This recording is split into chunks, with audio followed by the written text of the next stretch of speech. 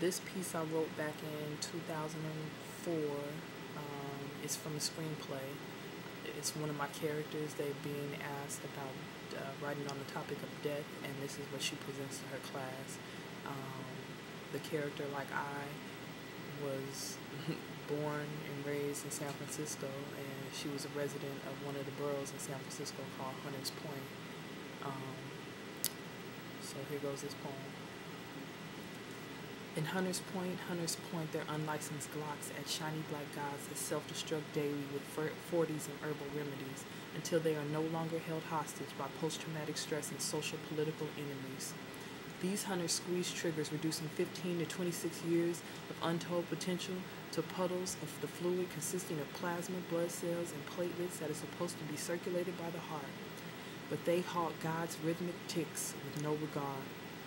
In Hunters Point, their government distributed Glocks, black images of God, and send their souls running back to the unknown so they can be issued a new beginning, a part 2 of the life that they were hell-bent on ending. The hunters in Hunters Point pretend they are kind, deaf, and blind as they read the defeat of their prey in the paper. Watch relatives buy flowers for the deceased at the local markets. Hear the wailing, tearing, heart-wrenching cry of a mother pleading to the Most High for the favor of returning her child's spirit to its being.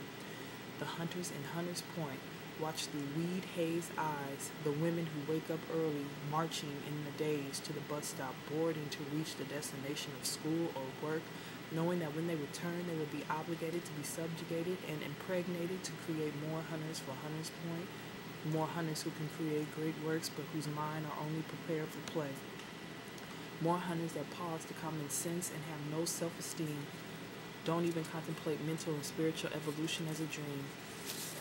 They be quick to blow off steam by hunting the nigga that looked at him wrong on Friday or kept his money from being long on Saturday. And with the risk of death stemming from such unstable rules, manufactured by weak minds and created by deep, dark deceased rhymes that are pimped by corporate minds thinking of God complex and clouded by dollar signs. When the shiny black God that shares my blood steps from his domain, I watch him walking until he disappears. I sit and pray that no Glocks will be aimed at his 5'5", 150-pound 13-year-old frame. I hope that mistakenly no nigga looks like the nigga that looks like me, because I vowed to that young man that if his blood was shed, the hunters in Hunters Point would be hunted by shiny black God me. Though vengeance is not mine, death is a motherfucking enemy.